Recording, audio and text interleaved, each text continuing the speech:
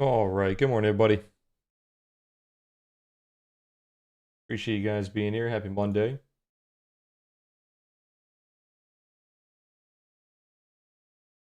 The trade plan is going to be a little bit weird today because we don't really have any easy way to find extension targets. We could take like an impulse of Friday and we could look for targets around like 906, 915, 950.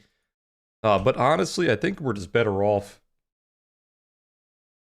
keeping it like node by node and seeing how the breakout value comes in today. The tail extension that we would take from Friday is already achieved because of that gap up. So that would be the obvious target, the target around 88. But that's already hit, right? So we don't really have an obvious level above us just yet. We could also take like a weird fib from like the low to the high here. That would give us targets around like 44, maybe 7,000, but realistically, they're not very accurate, right? So taking a look at today, we are kind of a D shape. We have a P shape imbalance on Friday, so we still have a slight bullish bias on today because of that P shape, but we obviously have that gap down, right? We have a gap down to 827. So the obvious level for the sellers today would be losing the overnight low and pushing us back down into that gap. Also, possibly the value high of Friday. So basically holding below that overnight low, which is around 70 or 65. Let's go ahead and lower that to 65 now. We can look for that value high at 40 and that gap around 27.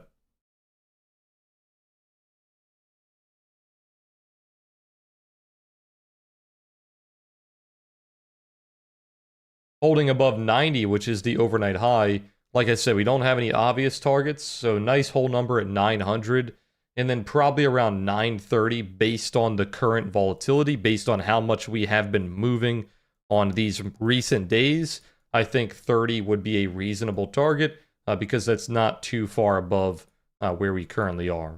So somewhere around like the 25 to like 30 area.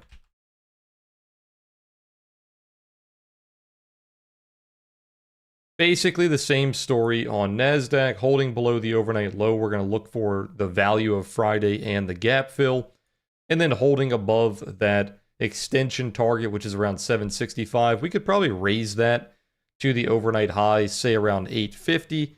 That was actually our target, was 850. So we do have to raise that a little bit. I'll just raise that to 900.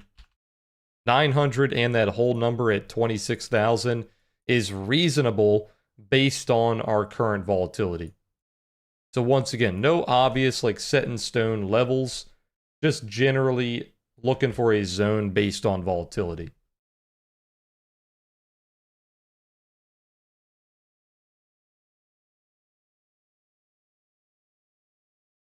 So to the upside, it's going to be a little bit hard today finding those exact levels.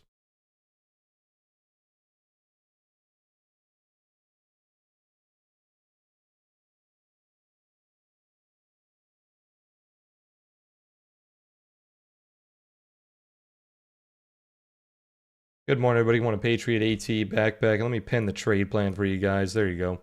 Keep an eye on that VWAP if we do sell. VWAP around 80 and around 787.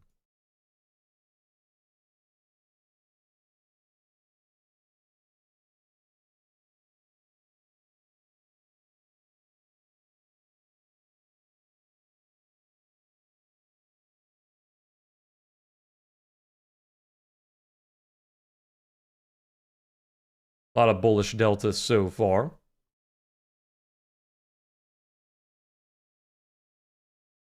We have a D-shaped profile today, but if we take into account the day of Friday and the gap up, we have a small bullish bias. We have kind of a P-shape imbalance.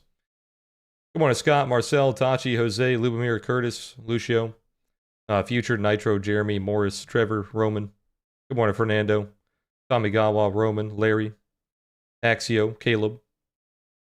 Good morning, Angelo, Astro, Ordinary. Good morning, Victor, 2013, Ranger, Brad, Joan, Igor, Barrage, Peter, Stuart, Rox, and Keegan. Good morning, everybody. Happy Monday. Appreciate you guys being here.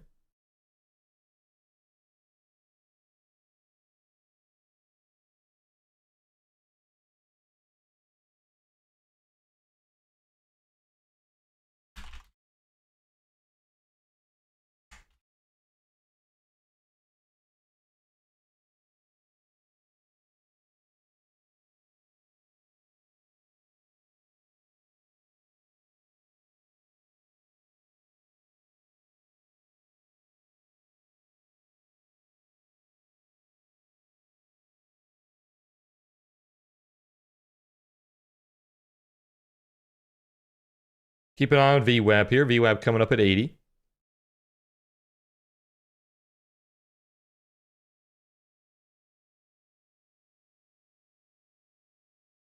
Good morning, JC. A little bit of a 30-minute sweep on that high, still protecting the lows for now. We have 4 30-minute lows very close around that 80 level. Overnight low is way down here at 65, so keep an eye on that.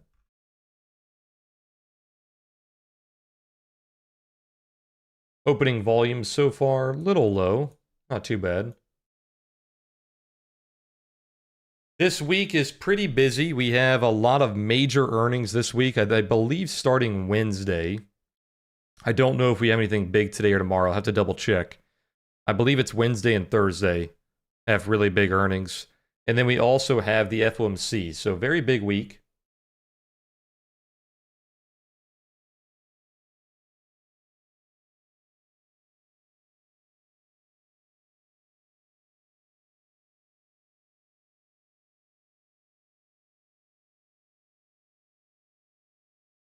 They've already went ahead and pushed back the data that was supposed to be on Thursday and Friday because of the shutdown. So not as big of a week as it would have been if the government was open.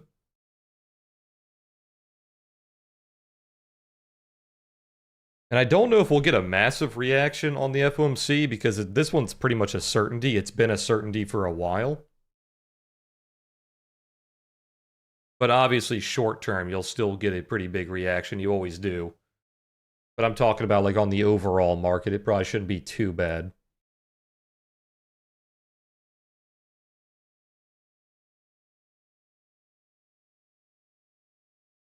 By the way, most likely the video that's coming out this week is probably going to be on Thursday. Very worst case scenario, it might even be pushed back a week. This video is ridiculously long, to be honest. Even with cuts, it's probably going to be over a 2-hour video.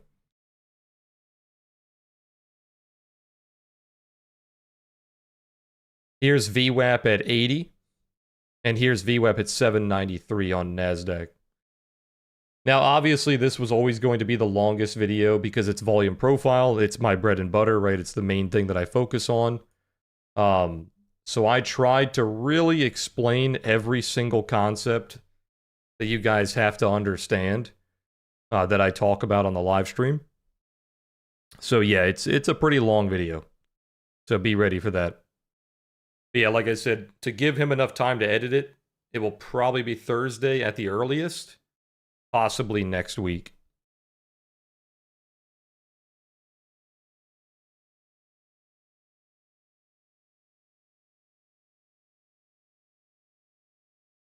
Those 4 30-minute lows have been taken out. The next major level would be around that overnight low if it does continue.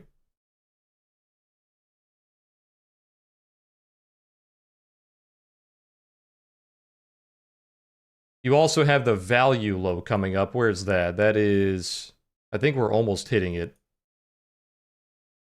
Yeah, we're actually hitting it already. So yeah, just the overnight low. You have a little bit of an overnight POC around 72. A little node there, actually, not a POC. And then around the overnight low at 65. But yeah, normally when I go back and watch my videos, I'm always like, oh, I could have done something better here. Like, oh, I could have explained this or whatever. I rewatched this video, and I honestly don't think there's like a single thing that I did not cover. I pretty much covered almost every single aspect of volume profile that you guys need to understand. So it's pretty much a volume profile like masterclass instead of a crash course.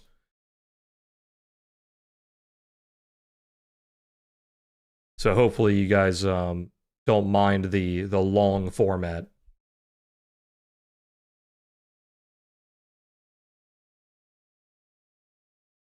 I covered all the different shapes, all the different biases, all the different ways that we trade the different shapes.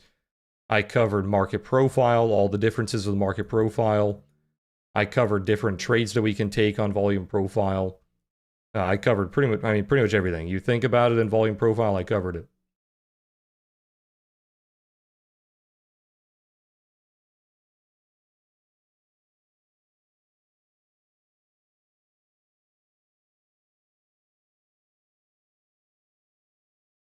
I'll let you guys know closer to like probably Tuesday's close what day it will be coming out. We'll see how much time he needs to edit it.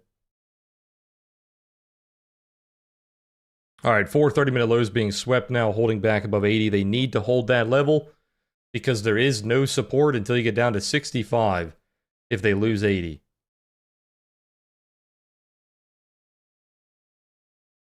That is also the 30-minute trail at 78.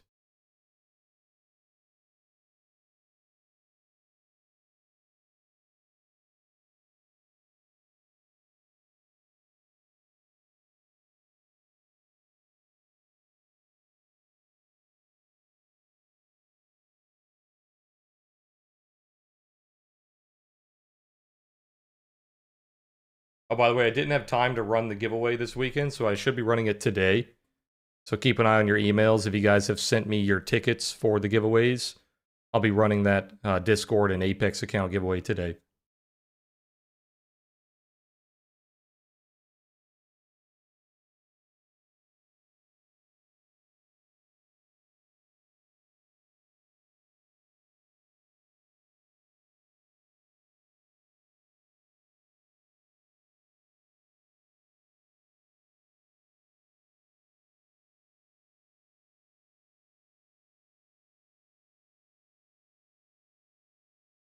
Yeah, exactly, Ordinary. The streams are like 2 to 3 hours long anyway, so I guess you guys are used to it. So finding a lot of bullish value on the POC here, which should be more of a 50-50 node if it was balanced. So buyers need to protect that 83 or they have a lot of absorption that could happen here.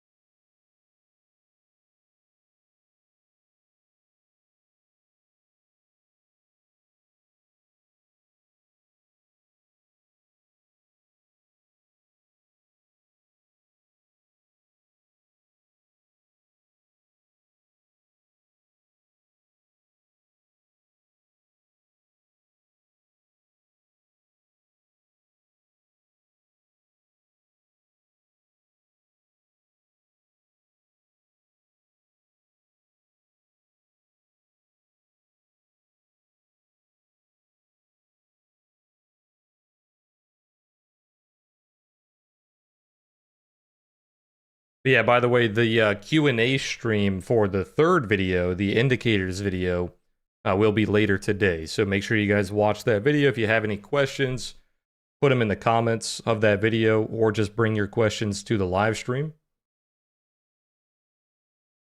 One thing I didn't cover a lot in that video that I want to focus on during the Q&A stream is the like multi-time frame and the waterfall effect with these indicators. We didn't cover that too much in the video.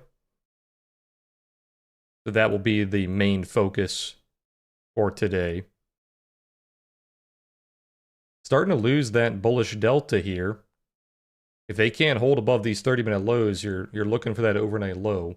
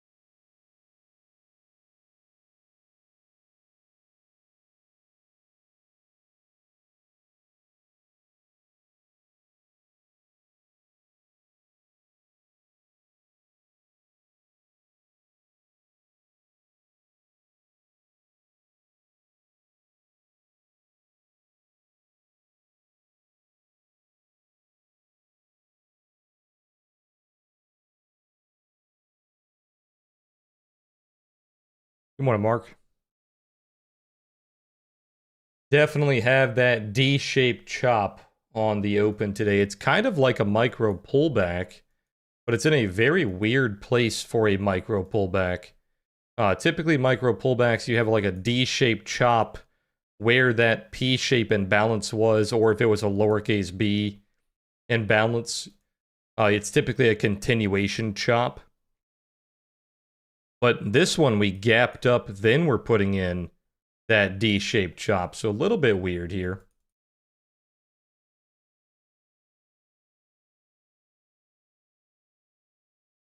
And I couldn't find what was causing the gap besides, like, we had a trade deal with Malaysia for, like, rare metals. I think that's what caused the gap up, but I couldn't find anything else. Yeah, the Q&A is going to be right at the market close, so whatever that time is for you guys, the market close for me is like 4 p.m. Eastern. It'll probably be like, probably 5 minutes after the close. There was a China deal. I didn't see the China deal. What was the China deal? I saw the Malaysia one.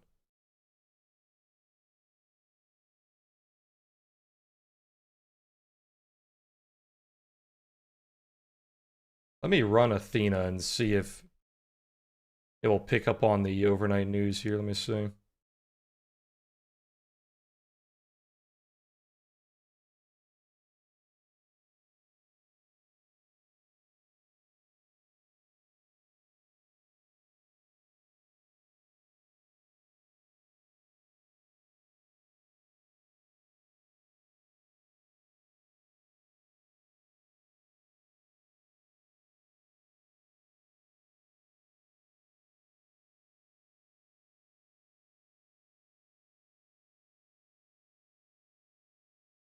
US-China trade optimism. Got it.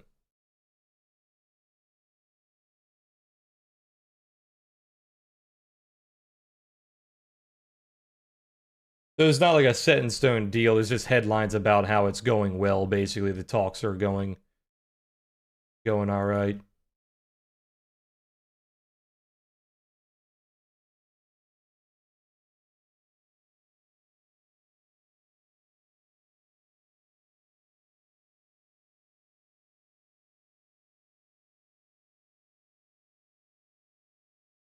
Yeah, I believe they're talking on Thursday. I think it is.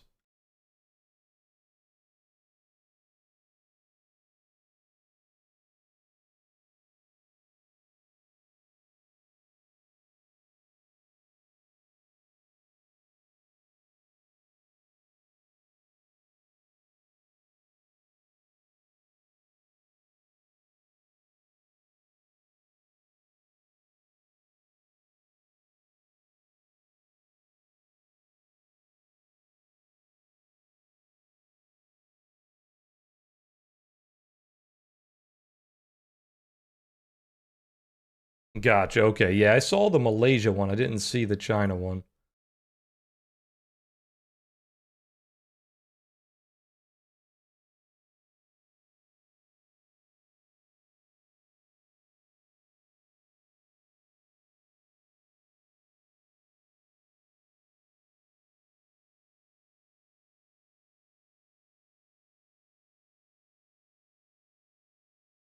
Good morning, Ryder. Good morning, Broccoli. So right now we still see that bullish bias where they keep trying to push it down, but it keeps sweeping those 30-minute lows. But it's a very small bias. We don't see that significant push of the highs. It's kind of neutral, but very slightly bullish. Yeah, I changed my settings on Friday. I was really tired of how sloppy that chart looked. So I cleaned it up a little bit. It's the exact same chart. I just cleaned up the color scheme a little bit so it's not so sloppy. I pretty much just put it back to the way that I used to have it.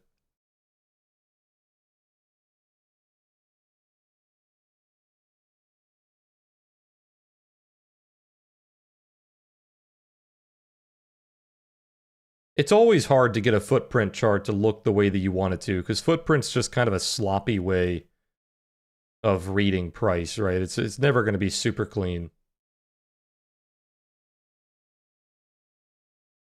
It gives you really good information, but it's hard to get it to a point where it's like really readable.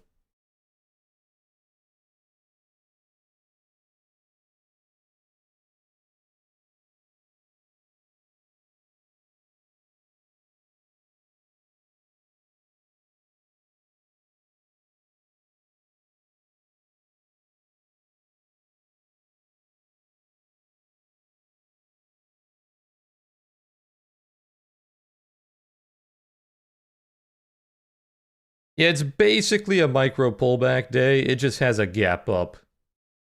The only weird thing about the day.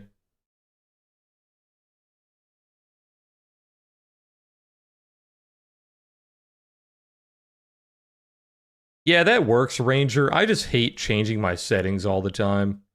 Like, I hate changing my, like, bar settings. Like, my, what my bars are based on. I like keeping the bars relatively the same.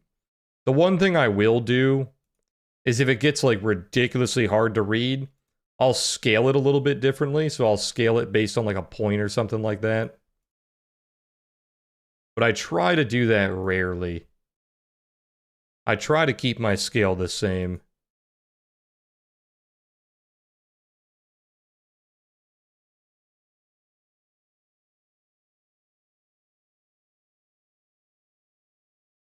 I speak a lot about the micro pullbacks in the new video, but it's not out yet, so I'll give you a little teaser, I guess. It's basically just when you have a D-shaped day after a imbalanced day. So like you have a very strong one-directional day, then you have a choppy day. Now, normally the micro pullback is overlapping the value of the imbalanced day, but this one has a gap up. So this one's not perfect. It has a gap up, but it is a pretty much perfect D-shaped profile. So basically, it means that the market is just calming down after an impulsive day. So you need to be careful being one directional on the micro pullback day. You want to wait for the following day normally to be one directional.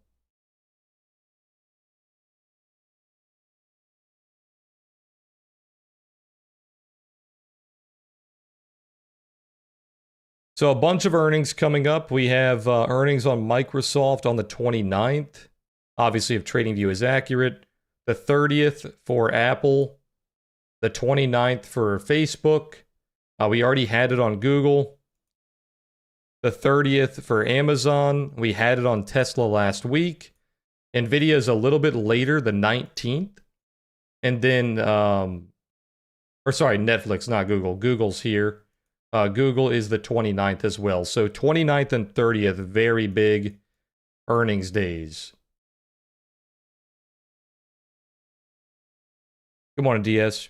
Yeah, Q&A at the close today. Q&A for the indicators video. If you guys have not watched that video, be sure to watch it before the close today.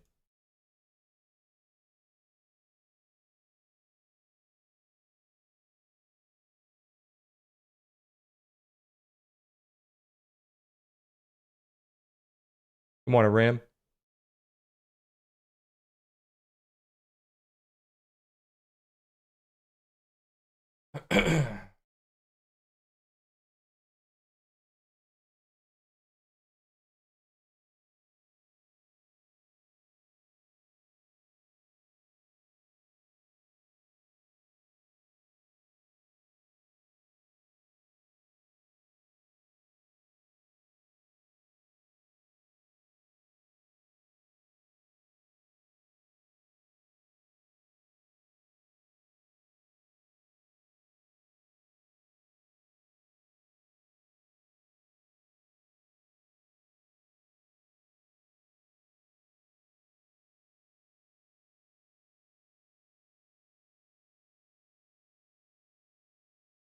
You're looking at today, guys, like it's a standard D shape, but it has a very slight bullish bias because of Friday and because of the gap up, obviously. So if we start holding a lot of value above that value high, above like 86, 87, then we could go for higher value. But right now, you're just neutral. You're just going back and forth, right? Very standard micro pullback in the sense of looking for those rotations.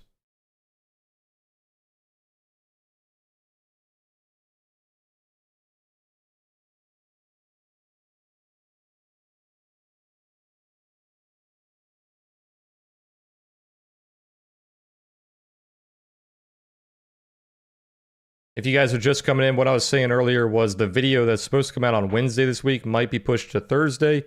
Possibly worst case scenario next week. I'll let you guys know more on that tomorrow. This video was very, very long. That's by far the longest. It's about double the other videos. So it's going to take a bit longer to edit.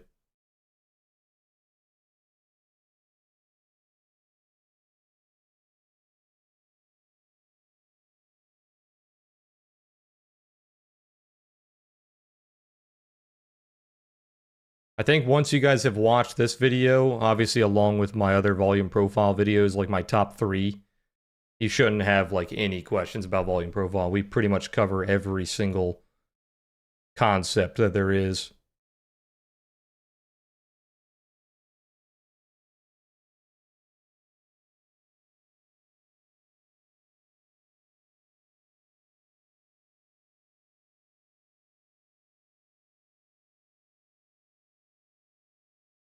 I was going to get into like watching volume profile on a footprint sense, but I'm going to leave that for the last video, the order flow video.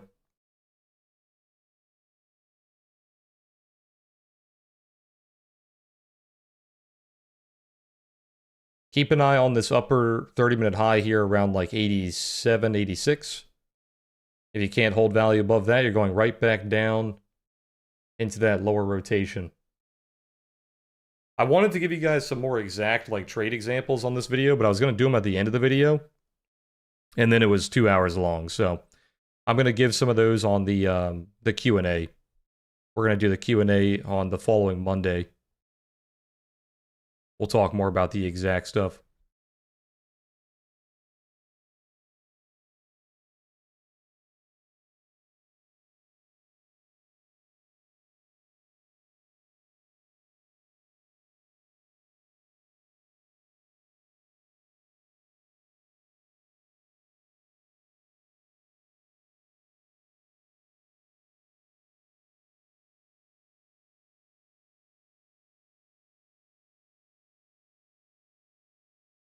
You're trying to build a node above the value high here around like 87.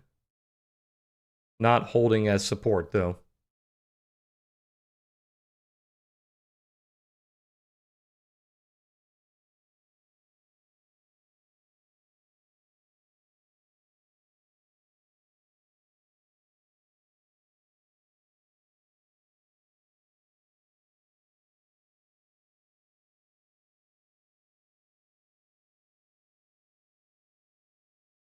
You can see this is a weird balance because when you're building up these POC nodes, it's typically very 50-50. Like where you'll get a bunch of bullish delta, but you'll also get a bunch of bearish delta. This one is obviously bullish leaning. You've got a very strong bullish node, but it's kind of being absorbed. They're not really getting any profit from that.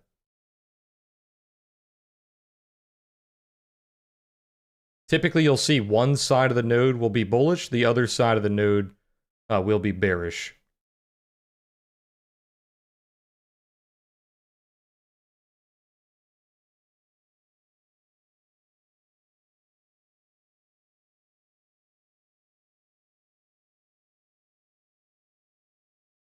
You can see the very slight bullish bias on the lows, because look at all these wicks right here. Just a ton of overlapping wicks. Which, let's mark out some origin levels here. We don't really have any obvious origin levels, unfortunately. Like this one has already been retested, I'm pretty sure.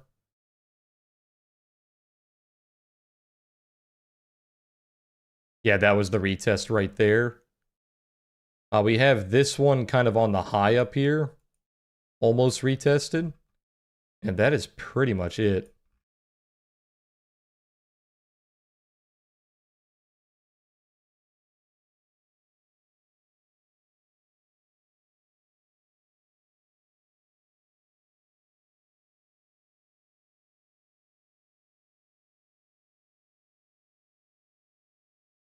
Going into a little bit of a trend here. Look at how it's respecting the EMAs, and you are respecting that upper node, that node around 86. And there's a big buyer right as I say that. Possibly looking for the overnight high here.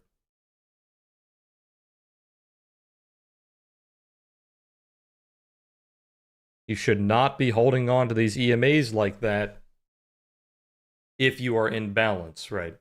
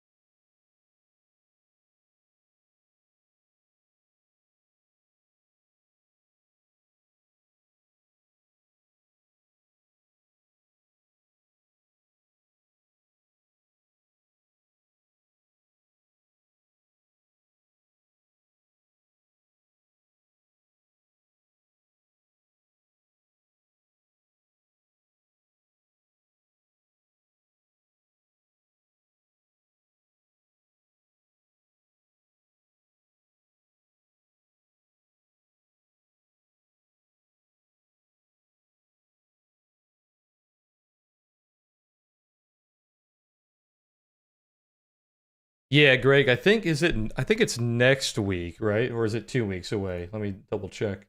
Yeah, it's next week. We switch our time on Sunday.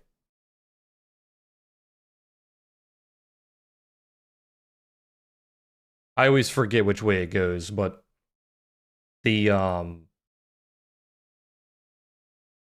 the full session typically closes around like 6 p.m. Or sorry, it opens up at 6 p.m. Eastern the prior day. I think technically after the time shifts, it's 7 p.m. But I'll double check. Yeah, it starts on Sunday.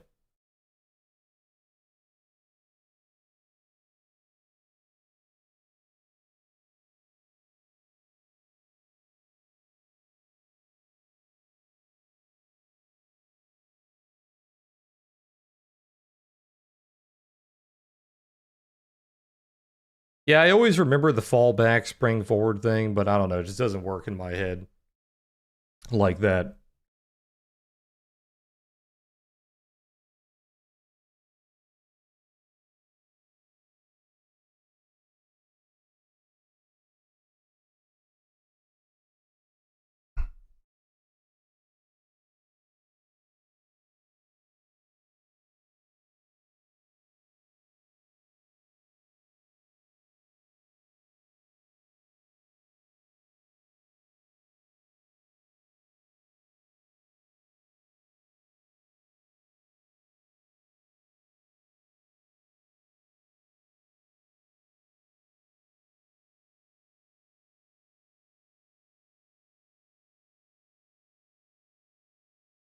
Still respecting those EMAs.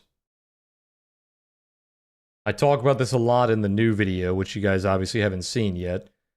But I talk about like building value outside of the value area, respecting those trends, right? Respecting the EMAs, continuing to break balance until we stop respecting those nodes bullishly. You are in a break of balance, right? I say it every year. Yeah, I do, Lore. It's like the holidays, right? Doesn't matter how many years I trade. I always forget like the exact holidays. I can keep the weirdest things in my brain, but some things that are super simple, they don't work for me.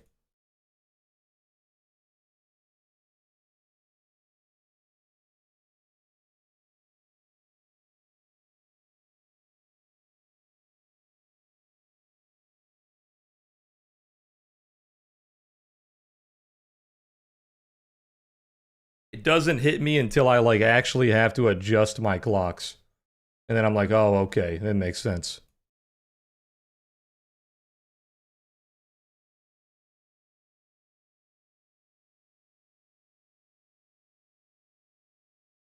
I'm not sure, JSB, because I don't really care about stuff like that.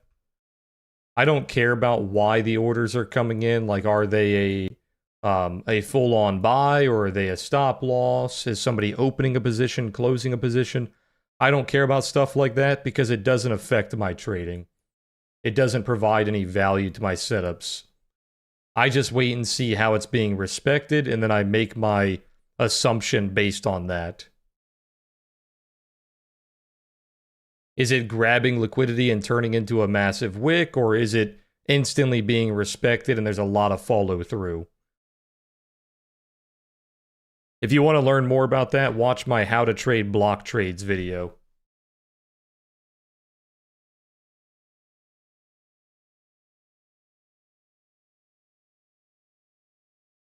Yeah, my argument is that people spend way too much time trying to figure stuff like that out in their trading. They spend way too much brain power trying to figure out like why these big boys are doing what they're doing. And it doesn't even provide that much value to their trading, so they're just kind of wasting their time doing it. The same can be said with a lot of level 2 techniques. I think people spend a lot of time trying to analyze the level 2 and what the big boys are doing on the level 2. Realistically, how much of that are they actually using in their trading? Probably like none of it, right? Now, obviously, there are exceptions to everything that I say. There are probably traders that really focus on that and they do well. That's completely okay. But I think the majority of people are just kind of wasting their time. It's all about time in and value out. How much time do I have to put in to analyze this, whatever I'm analyzing, right? And how much value am I getting out of it? That's why I like volume profile and footprint and looking at the 1-minute charts and stuff, because I can spend very little time looking at them and I understand almost immediately what they're telling me.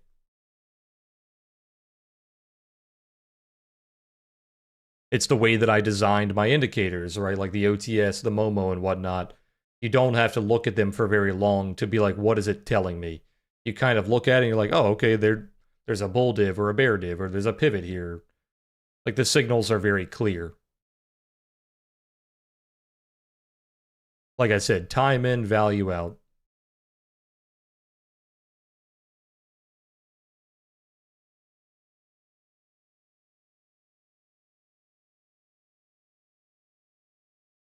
It doesn't really matter which profile you look at for the break of balance, as long as it's building that value outside of the value area, whatever session that is, right?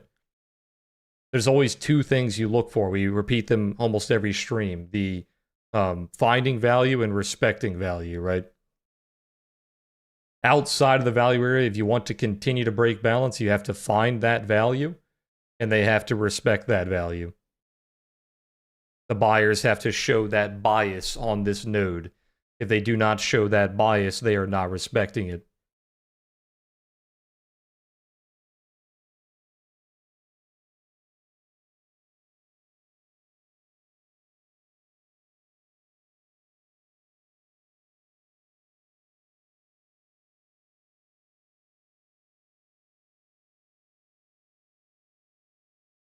If you guys have any questions or doubts about like what I teach with like volume profile and stuff and you're still confused, like I said, this new video coming out, it's over 2 hours long. It should really help you guys out. It combines a lot of the things that I talk about in like 4 or 5 different volume profile videos that I released. This video, instead of it being a crash course, like I said, it's more of like a master class. I put together a bunch of different topics from different videos and go into a lot of detail on those. So once you guys watch this video, probably like another couple of days or maybe a week, it'll make a lot more sense for you guys. I basically combine like how to trade the 2 videos that I made recently, how to trade balance profiles, how to trade imbalance profiles, the video on how to trade market profile, and my very old how to trade volume profile. I pretty much put all those videos into one. And also, if you guys are in the Discord, that like course that I have in the OTG learning section on volume profile, I talk a lot about those different, like which bias you have and how you trade them and whatnot.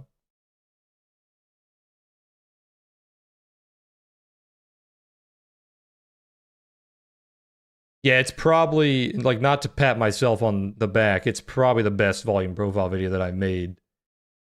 It like I said, it combines pretty much all the stuff that I've taught over the years into one video.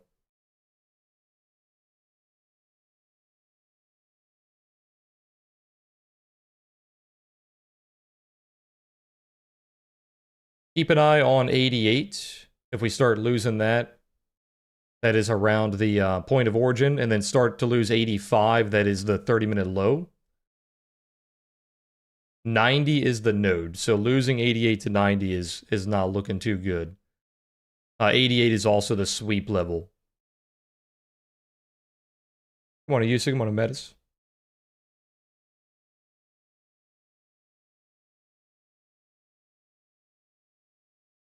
I just enjoy teaching, man. It's not, I know it sounds like I don't enjoy it every now and then, but I don't mind teaching you guys these things that I've picked up over the years and the things that I think have helped me as a trader. Like I said, my goal with the channel is to help you guys not make money, but protect your money, right? At the end of the day, I want to make sure you guys are not just bleeding money and throwing money away at trading and losing a bunch of money.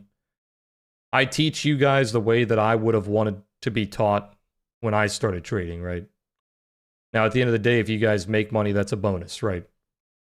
That's awesome.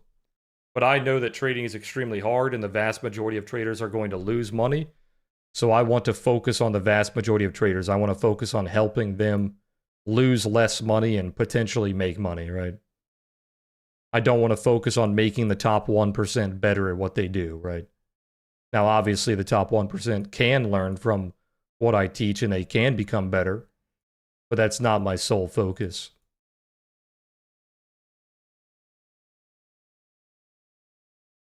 Those guys don't need as much help as everybody else, right? They already kind of have it figured out.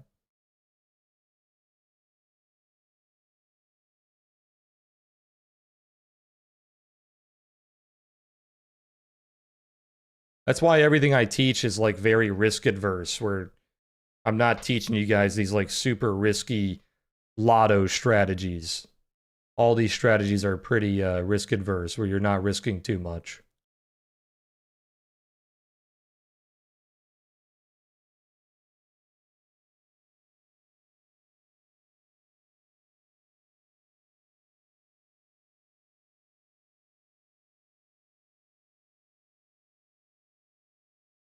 Good morning, Vivian. Good morning, Michael.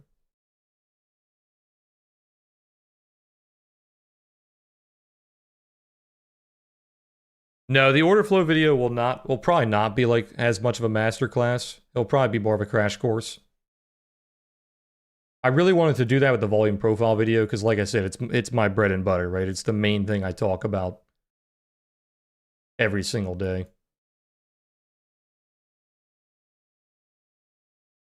The order flow video will probably be closer to an hour long, not 2 hours. We'll see, though. I don't script these videos. It's just kind of whatever I feel like doing when I'm making the video.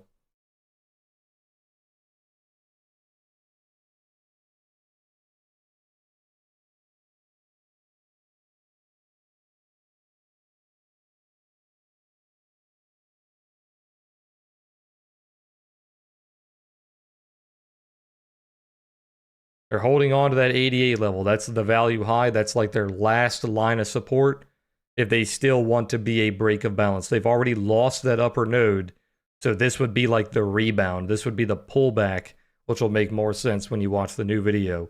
But this would be the rebound that I talk about in that newer video.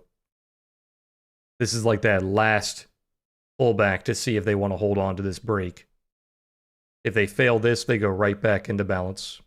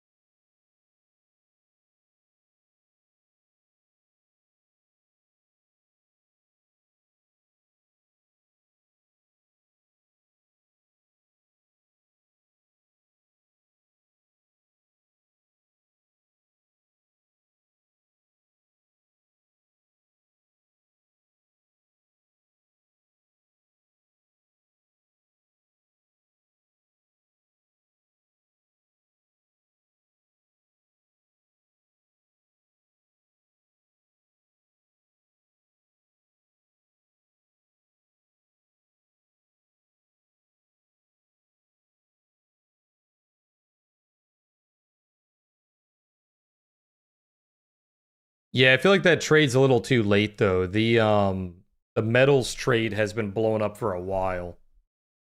Like not only the gold and silver metals, but like the rare earth metals, right? That trade has already been happening for a long time with all these different trade deals and things going on around the world. I feel like if you guys wanted to trade that market, it kind of missed the train on most of those. It's like we always talk about with cycles, right? You want to be a buyer when the cycle makes sense for you to be a buyer, not where you would be selling. And this is where a lot of people would be selling because they're already buyers.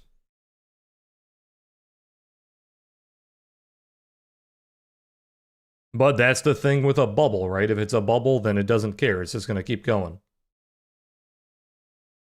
How's gold doing, by the way? Let me see. Did we close red last week? It did, yep. So that thing that we were talking about with gold never closing green 9 weeks in a row, like more than 9 weeks in a row, that is still true.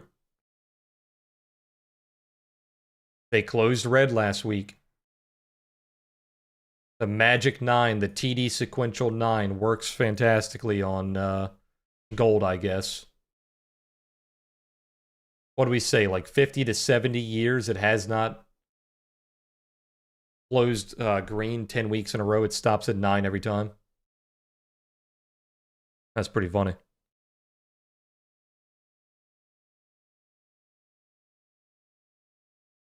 This candle is ridiculously red, delta-wise. Almost the entire candle is red. Here's that return to balance. Like I said, when you lose that 88 level, it goes right back to balance.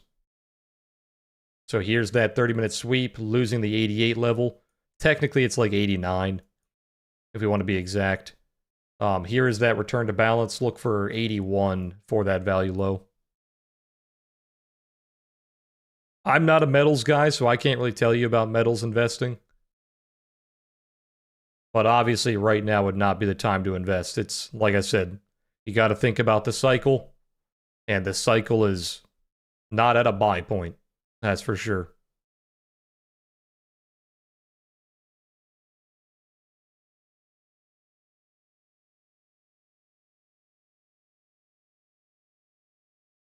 Yeah, Astro, that actually happens a lot, man, unfortunately. Is, by the way, here's VWAP. Keep an eye on VWAP at 82. Damn near to the tick. That happens a lot with people when they're approaching their first payout. They hit like a mental block and then they start pulling back on the account, unfortunately.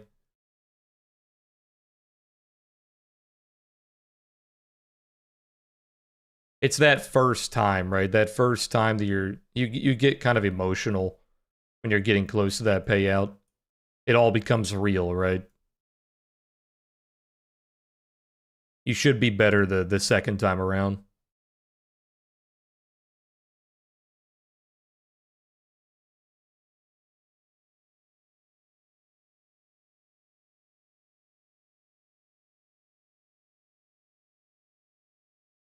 Look at the delta on this candle. Since 91, it's like nothing but red delta.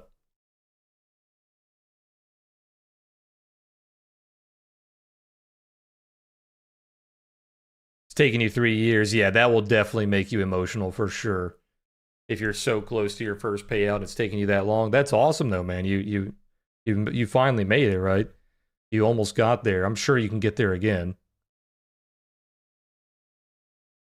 I know it's unfortunate that it stopped a little bit early, but you made it this far, right? Keep an eye on VWAP. VWAP coming up at 810. The market's not going anywhere, right? You'll be able to get there again, no problem.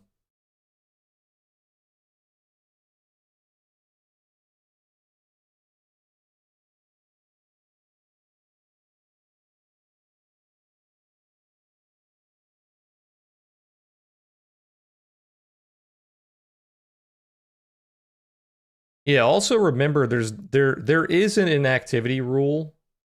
Like you do have to trade like one day every like 6 months, but you don't have to trade like every single day, right? So if you don't feel right, if you don't feel good about your trades that day, you don't have to take them, right? You're not forced to trade every single day on your accounts.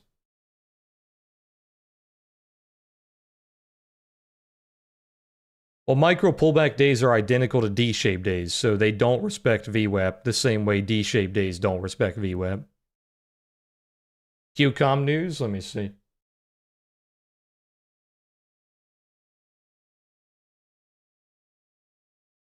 They jumped 14% after unveiling a chip to rival NVIDIA. They're launching chips to compete with NVIDIA. How's NVIDIA reacting?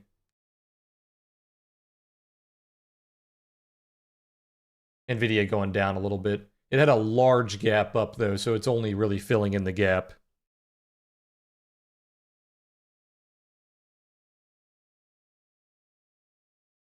Wow, that's a 1-minute chart. Look at that 1-minute chart on QCOM.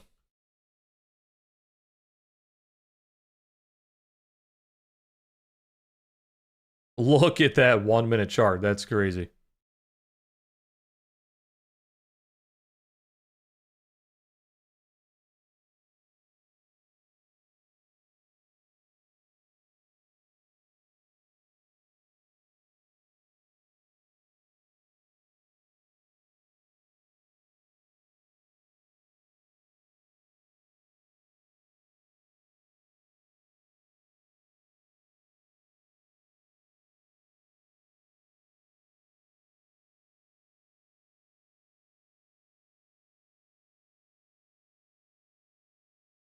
If it keeps ripping, watch that daily pivot at like 224. That'd be a disgusting move.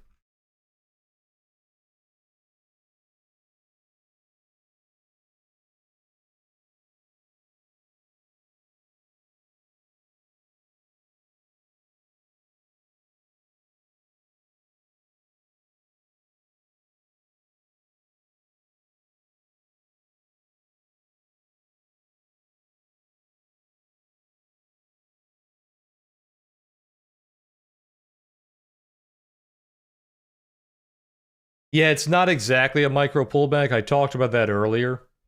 The gap kind of breaks the micro pullback theory, but other than the gap, it is exactly the same. We had an imbalance on Friday, and then we had a D-shaped choppy day following that, which is today. And it's like a perfect bell curve day, which is very typical for a micro pullback. The only difference is, like I said, the gap kind of breaks that theory. But yeah, I covered that earlier.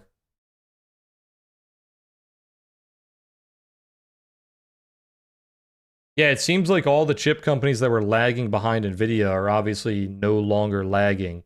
Look at AMD hitting like all-time highs. Look at Intel, that was booming as well. And then look at QCOM. QCOM's obviously booming as well. So all these laggers that have been lagging behind Nvidia, or you can't really say that anymore. They're not really lagging too much anymore. And now we have all these quantum chip companies that have been lagging behind, or they're boosted up by all the headlines recently. The chip bubble has not come to an end, that is for sure. I think QCOM just proved that.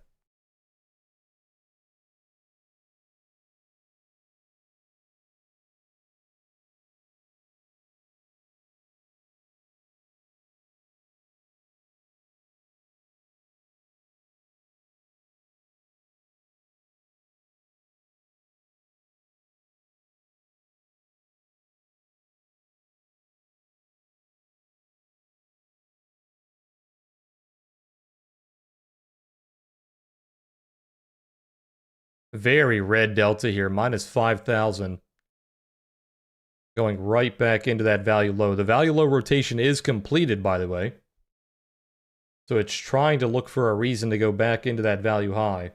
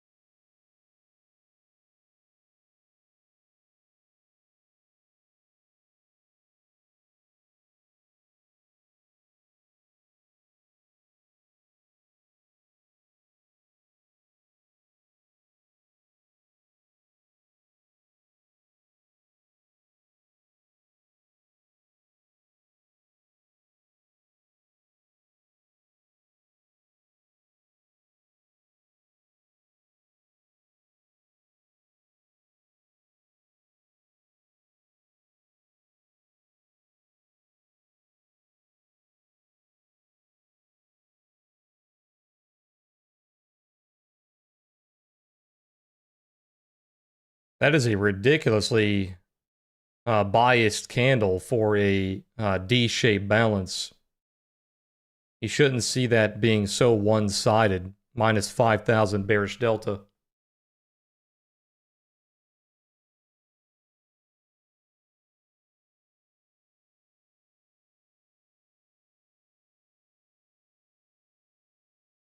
Now it has a little bit more steam to the downside because they did fail an attempt to break balance to the upside, so they can kind of squeeze those buyers out, right? But we should be seeing more buy pressure on this value low. It's getting a little bit weak.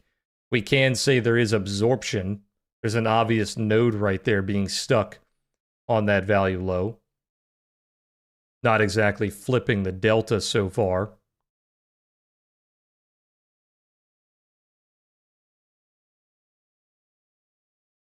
There's some delta coming in on this candle now.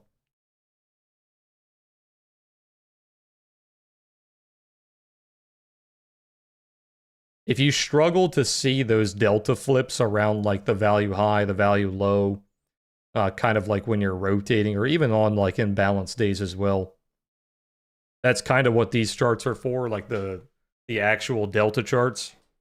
We used to use these a lot back in the Trade of 8 charts, if you guys remember. This is a 500 delta chart, so what it does is it makes a new bar when there is an absolute 500 delta, either on the buy side or sell side. So this helps you see, it helps you see the shift. You can see how all the delta bars are red, red, red, red, red. Then we finally start to shift into green bars here. So if you struggle to see it on the other charts, that's one way you can do it.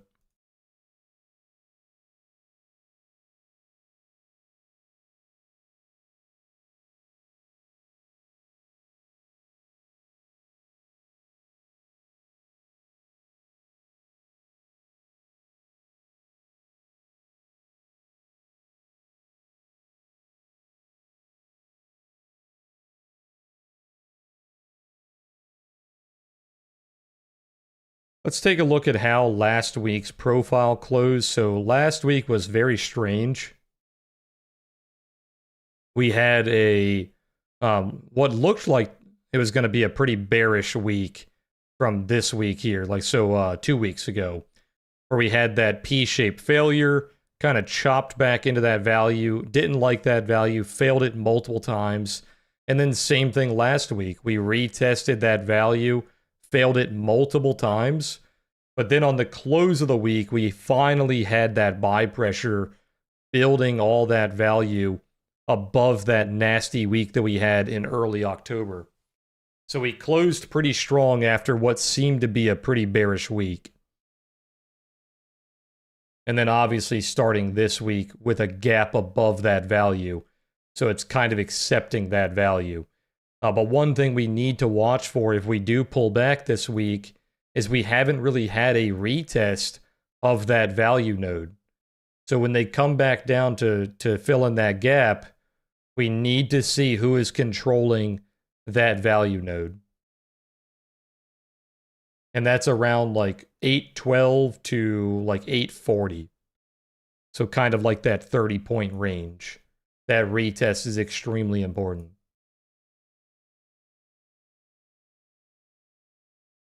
We need to see if they're accepting that value or not. A little bit of a failure to rotate here, stalling a little bit early. You could say that it has finished the rotation on the cash profile. It needed to go up a little bit more on the full session, going back to like 88 to 90.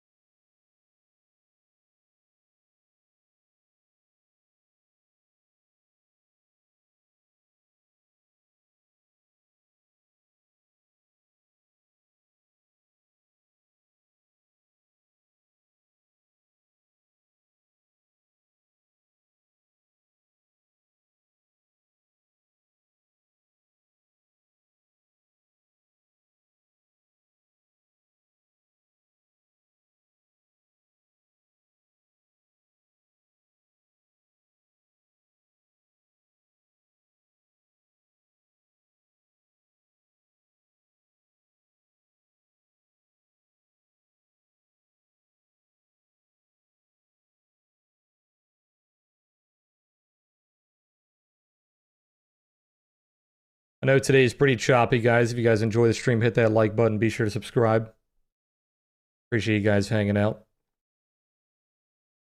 If you guys do want to support the channel and get involved in our giveaway for our series, Apex has an 80% off sale going on right now. You can use code BREW, B-R-E-W. I'm going to be doing some giveaways this week for you guys that have sent me your tickets with your Apex accounts on my my giveaway email. So be on the lookout for that.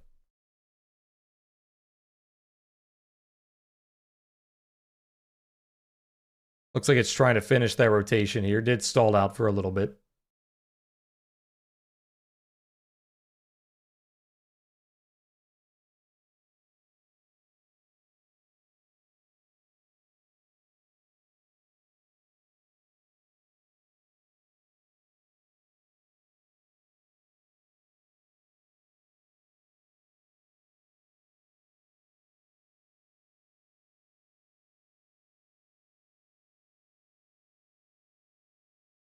I've been getting a lot of questions recently about like mental blocks, like people hitting mental blocks in their trading and kind of ways to fix that. And one thing I talk a lot about in my tutoring sessions about this is having another account, right? Whether that be a paper account or you could do even like an Excel sheet, like a journal account, like a literal paper account, right? You could have like a second account on Apex or whatever it may be. If you are struggling to take trades, if you are hitting that mental block where like you see the trade happening, but you're just struggling to press the button, having that second account, like I said, it can be anything. It can be an actual account, paper account, whatever.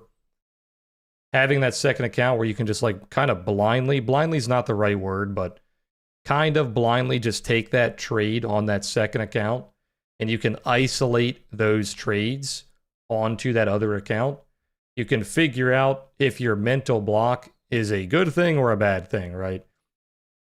Is it blocking you from taking bad trades or is it blocking you from taking good trades, right? So isolating all those trades onto another account will definitely help you visualize if it's good or bad.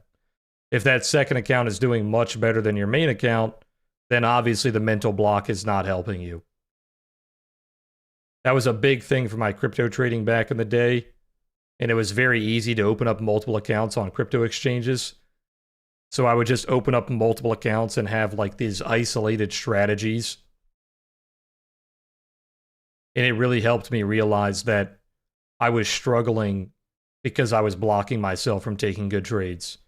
I was constantly thinking about all the little problems that could happen in the trade without just putting the risk on and taking a little bit of risk on that trade. So if you guys are struggling with mental blocks, that is what I recommend.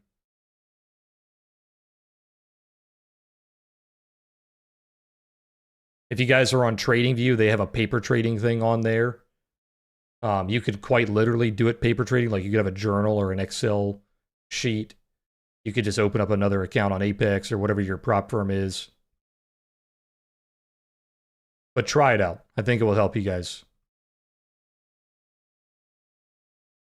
That's like one of the main topics that I've been getting a lot in my questions.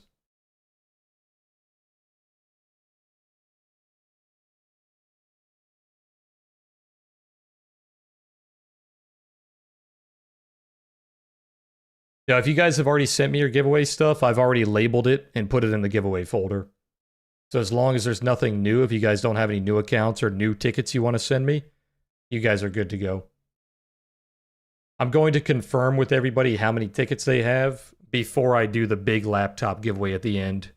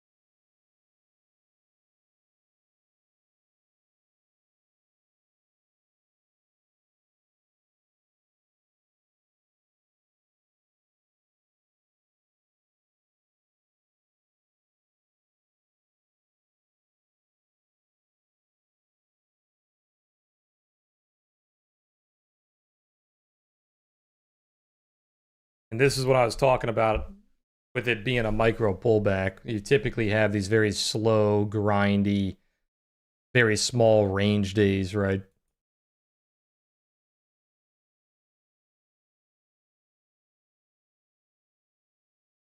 This is a very, I would say, middle heavy week where most of the stuff is happening kind of in the middle of the week, Wednesday, Thursday. So Monday, Tuesday, probably not going to be a whole lot happening.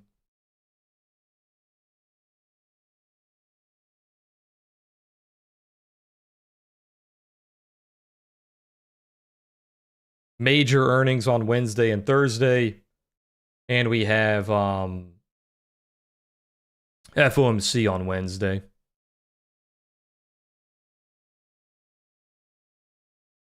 Yeah, NASDAQ is trying to break balance again. This is the second attempt to try to break balance. We'll see if it can actually hold up here. First attempt obviously failed pretty miserably.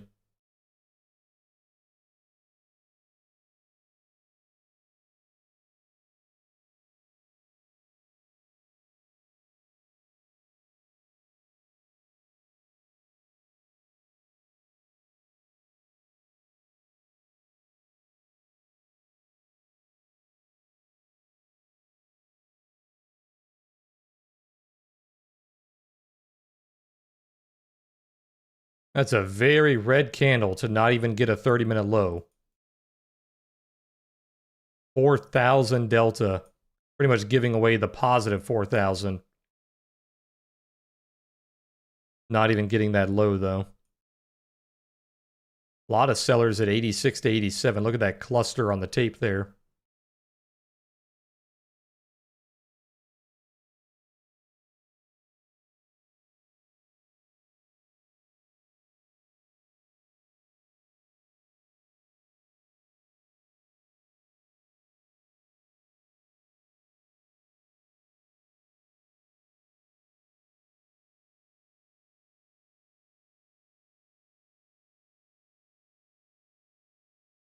This is about where that rotation should begin on ES if you're not being pushed up by NASDAQ. It should start rotating back down. Around 88 to 90 is where it failed last time.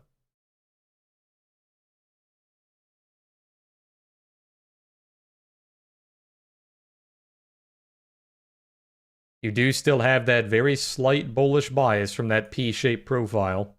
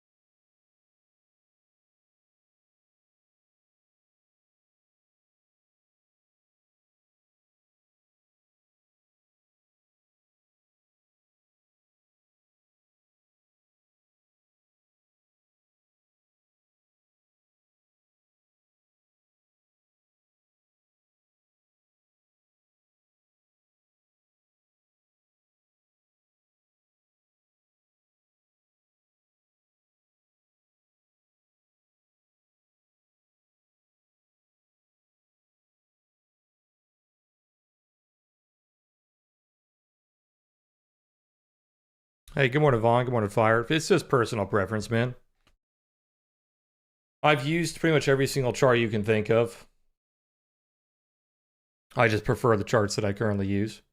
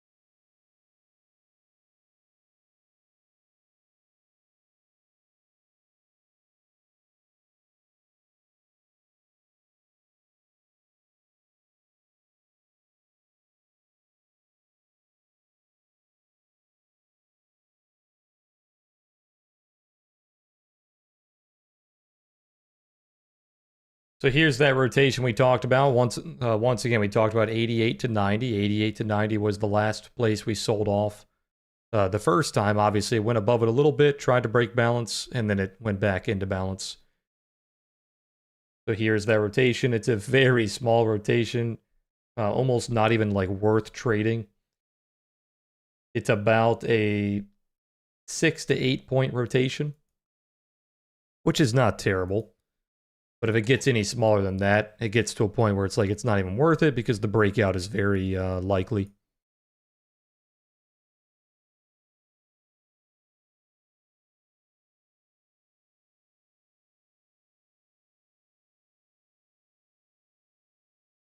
Hey, Jannar, appreciate you being here, man. Yeah, if you like the volume profile stuff, I just made a video yesterday. It's over 2 hours long. It's not released yet. It will be coming out either this week or next week. So be on the lookout for that.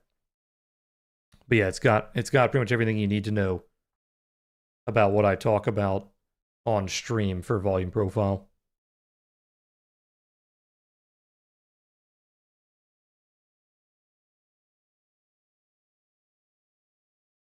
I'm just a day trader, Fire, so I don't really think about stuff like that. I don't really care about the general trends, I guess you would say. I take into account like the bias it's giving me, whether it's giving me a bullish bias or a bearish bias or whatnot. But I don't really look past a couple of days and say like, oh, this uptrend is a bubble and it's unsustainable, so I'm going to be shorting every single day. I don't really care about stuff like that. I basically just look at how is it going to affect my trading today, because I don't really hold positions overnight.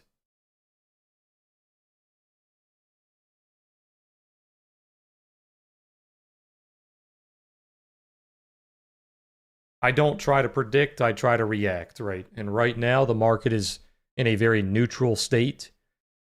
It is just bouncing back and forth between this value. So I'm not like predicting 5 levels ahead. What are we going to do?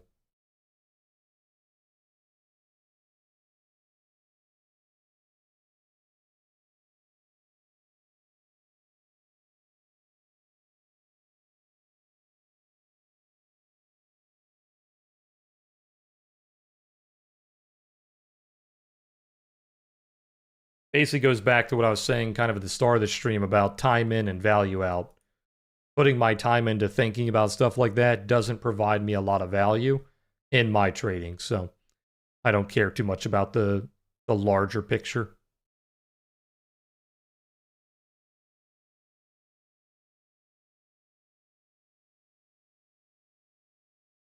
The main thing I focus on when analyzing the larger picture, kind of like what we were doing earlier, when I was talking about this like volume node here, is I want to understand where the zones are so I can understand like, okay, I need to pay attention when this happens on a higher time frame. But I don't let it like dictate how I'm trading on the intraday. It just gives me zones to pay attention to.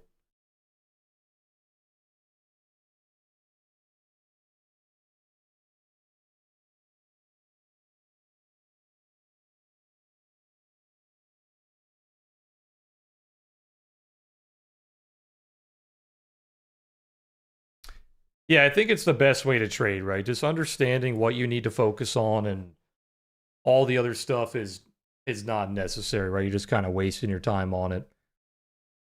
A lot of block trades coming in here. Look at these bullish blocks coming in. 85, 85, 85, 85. Possibly a wall there.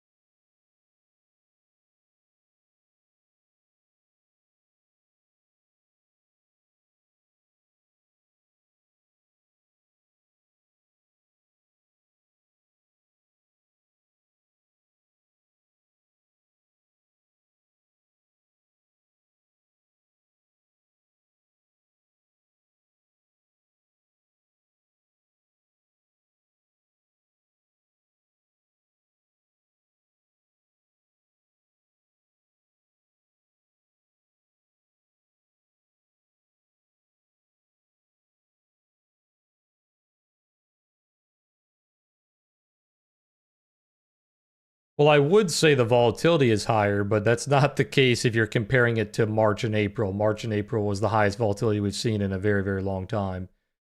If you're comparing it to that time, the volatility is definitely not higher. But I would say overall, it is slightly higher than the start of the year as a whole. Obviously, today is not a good example of that. Today is a pretty small range, very tight D-shaped profile. The unpredictable nature of the market is a little bit higher. Like these random headlines that are coming out, the trade deals, the tariffs, the FOMC stuff, the government shutdown, etc., etc. So the unpredictable nature is a bit more prominent, I would say.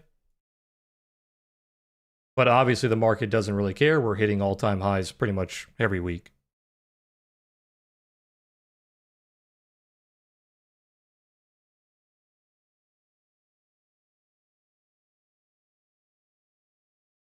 And this is kind of a prime example of what I'm talking about. When I talk about like not stressing yourself out, trying to understand why the big boys are doing what they're doing, why the market is moving the way that it's moving, et cetera, right? It almost always turns you into like a perma bear because there's always all these signals that say that we're in a bubble and we shouldn't be going up and we should be going down, et cetera, right? And then the market puts in an all-time high every single week. So you really got to be more reactive and not so. You shouldn't be going around predicting everything based on all these financial reports or earnings or whatever, right? Just respond to what the price is showing you. It's I want to say it's that simple. Trading is not simple, but it's a much easier way to do it than constantly trying to predict over and over and over again. And it's a lot less stressful, let me tell you.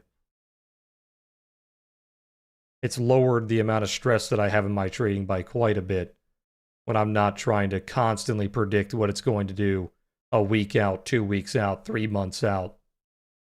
We don't give a shit. We take it day by day and we do what the market tells us, right?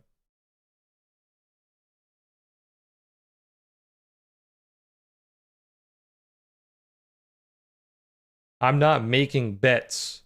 I'm not taking options positions that are aiming at Friday, aiming at a week out, a month out, 3 months out. So I don't care, right? It doesn't affect my trading. Now there's AMD news. Let me see. U.S. Department of Energy forms $1 billion partnership with AMD to build 2 supercomputers.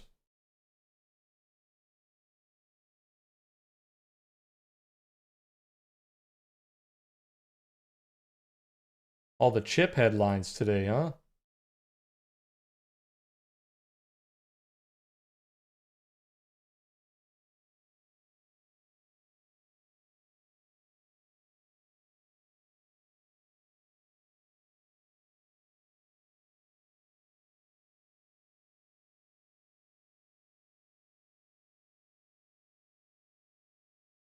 Well, I would recommend my newest series, but it's not entirely finished yet. The Becoming an Apex Trader, that's the one I would recommend because that's why I made this series. Is for that exact question, right? When people come in here and ask me like which one should they start with, how should I go about learning all this stuff? That's this new series, Becoming an Apex Trader. So I have 3 videos out already. The 4th video is coming out possibly this week. We might have to push it back a little bit. And then our 5th video will come out the week after. So by like the first week of November, maybe halfway in November, it is it should be finished. Can anyone watch it? It's on my YouTube for free.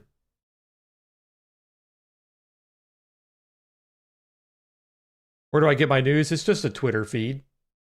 I just made a Twitter feed with a bunch of different news providers.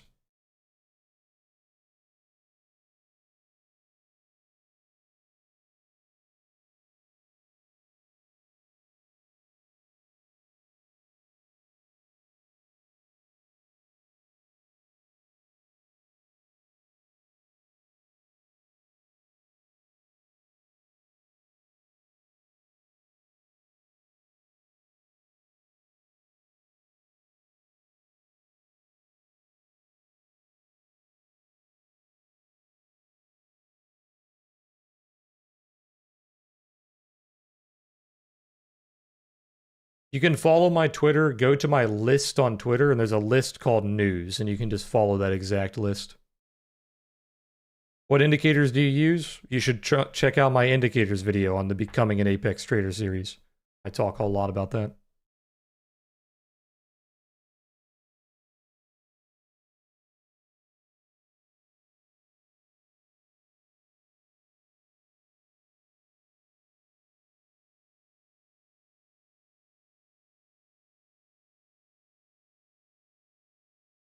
By the way, guys, for that indicators video, we will be doing the Q&A today at 4 p.m. Market close. If you guys watch that video, if you guys have any questions, come by at market close. We'll talk about it.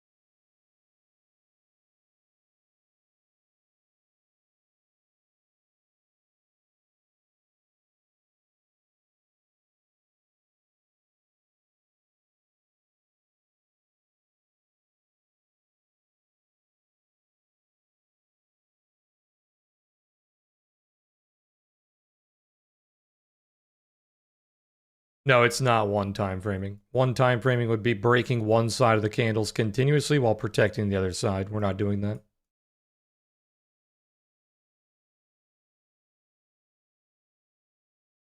Because block trades didn't really do anything. You had 4 block trades coming at 85, and it's not getting any follow through here.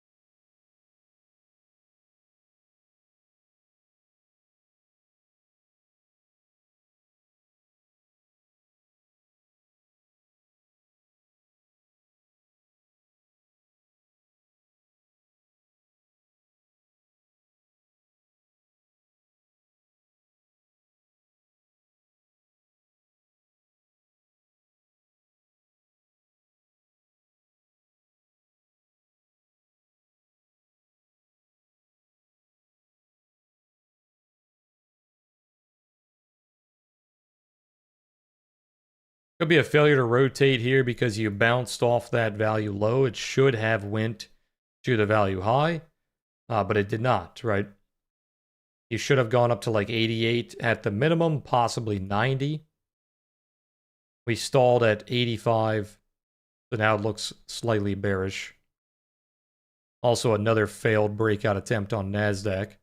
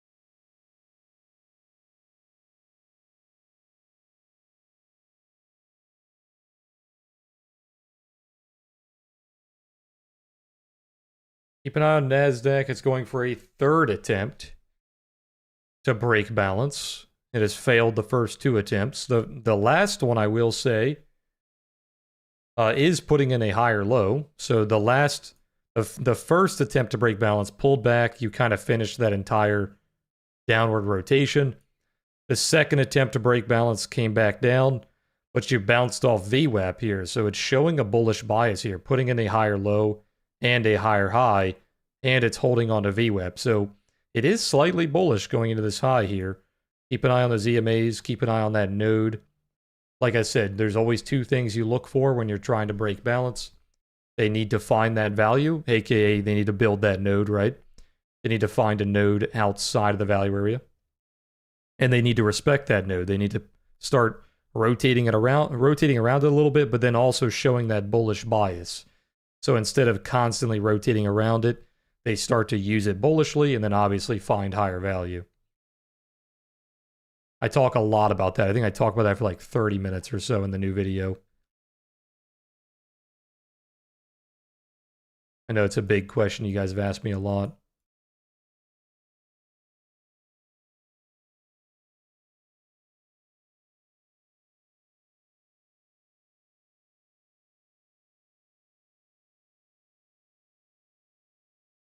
This is a single tick failure, by the way. They swept the low by one single tick, which did finish that rotation to the downside, but we haven't finished the rotation to the upside. We keep stalling on VWAP.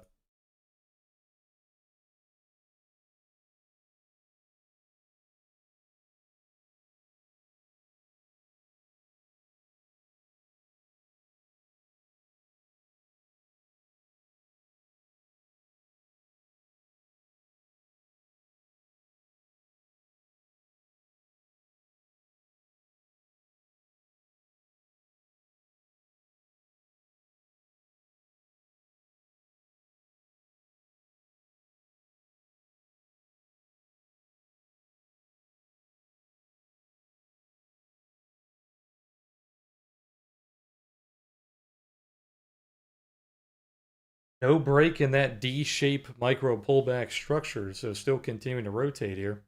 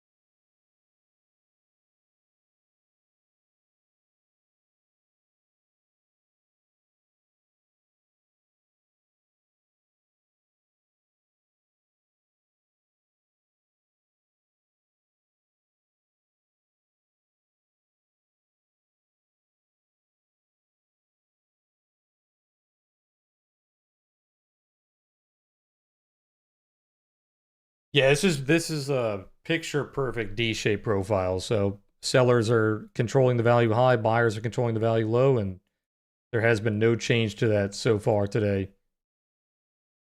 With exception of NASDAQ. NASDAQ is trying to break that structure to be a bit more bullish.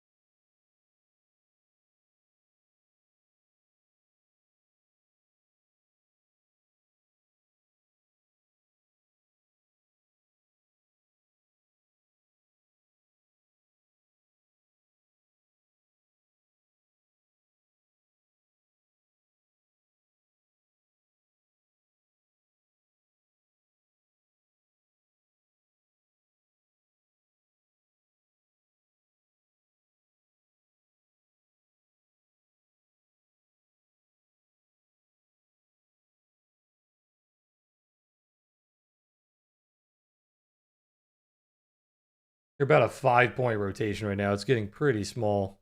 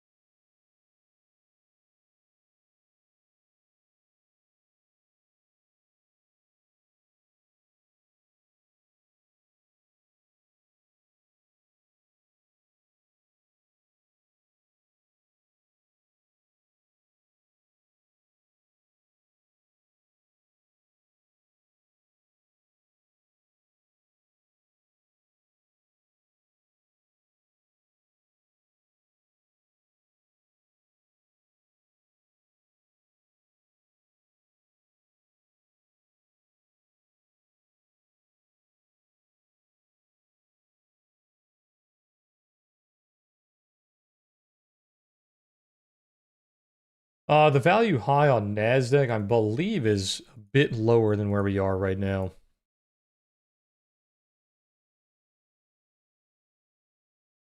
It's actually at 888, so it's exactly where we are right now. NASDAQ is more of a P-shaped profile than a D-shape. There's a pretty obvious one-directional bias on NQ.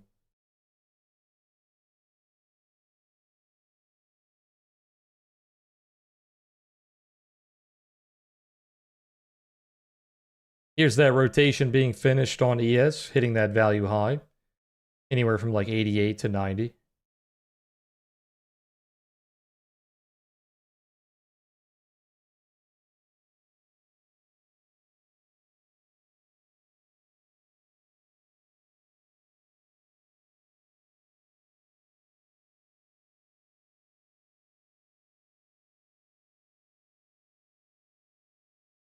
But all right, guys, I'm gonna call it a little bit early today. I do have some edits I gotta finish on the new video, so I'm gonna work on that. I will be in Discord for the rest of the day. Also, I will be coming back at 4 p.m. today. If you guys want to watch the Q&A stream for the indicator video, it is the third video in our Becoming an Apex Trader series. It's obviously a 5-part series.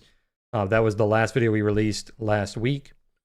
We will be putting out the 4th video on volume profile possibly this week. I'm hoping to have it out by like Thursday, but I'll let you guys know more on that tomorrow or Wednesday.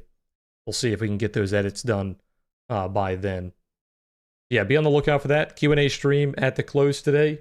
If you guys are in Discord, I will see you there. If you guys are not, I will see you later today and then tomorrow. If you guys want to support the channel, you can hit that like button. You can subscribe on YouTube. And you can also use our code for Apex, BREW. They are 80% off right now. They have a lot of other benefits as well. Lower reset fees, the cheaper paid activation fees, etc., etc. You can also check out Addis if you guys like the charts that I'm using right now. There is a trial down below. Just send me an email. Let me know you signed up for that trial. I can get it extended for 30 days. But all right, guys, I will see you at the close today, and I'll see you in Discord. Peace, everybody.